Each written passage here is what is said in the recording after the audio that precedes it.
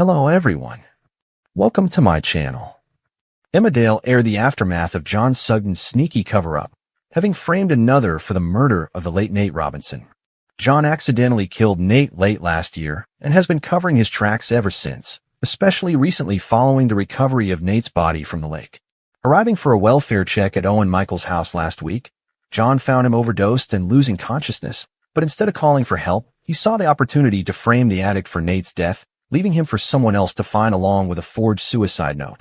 Tonight's episode began with Liam Kavanagh preparing to pay Owen a visit after John claimed he was unable to locate him during his welfare check.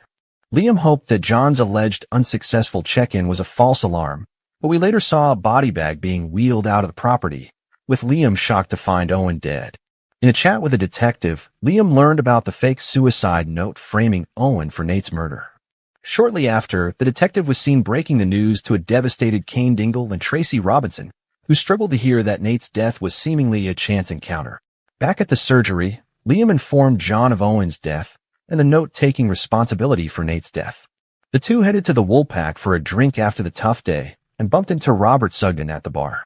John told Robert about Owen's death and him admitting to killing Nate. Robert was stunned, having been a recent victim of Owen, who spiked him during a date together.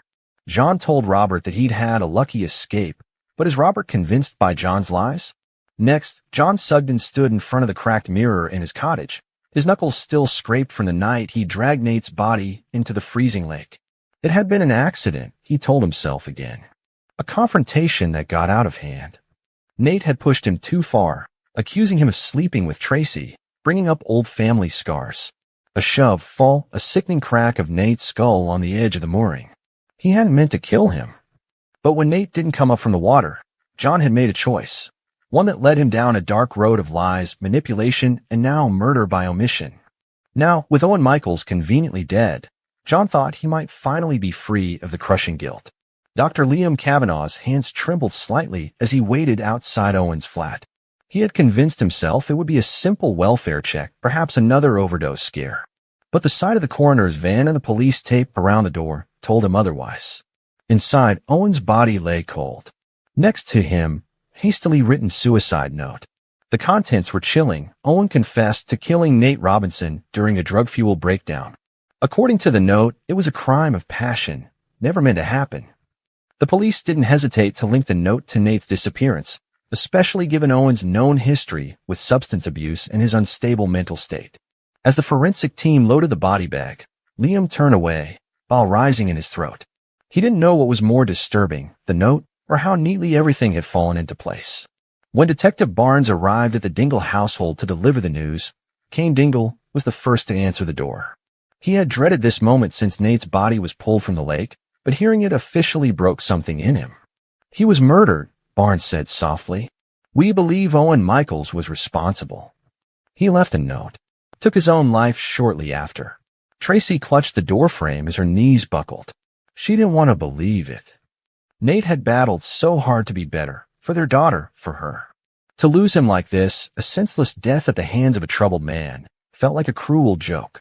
Kane, however, didn't speak. His face hardened, his eyes burning with a mixture of sorrow and suspicion. Something wasn't right. Back at the Woolpack, the evening crowd buzzed with talk of Nate and Owen. John sat at the bar, sipping a whiskey with an expertly forced somber expression. When Robert Sugden walked in, everything changed. Robert hadn't been back in the village long, fresh out of rehab, trying to rebuild his life. He froze when he saw John. John greeted him warmly, perhaps too warmly. I heard about Owen, Robert said. They're saying he killed Nate? John nodded. Left a note and everything. I did a welfare check on him a few days ago, but he was already spiraling. Guess I was too late. Robert's eyes narrowed. Funny. The last time I saw Owen, he drugged me. Spiked my drink. John blinked. What? At the Dog and Gun. We went for drinks. I passed out in the toilet. Woke up in the car park. No wallet. No phone. Cops said I probably got unlucky. But now he's dead, and suddenly he's a murderer too. John shrugged. You had a lucky escape. But Robert wasn't convinced.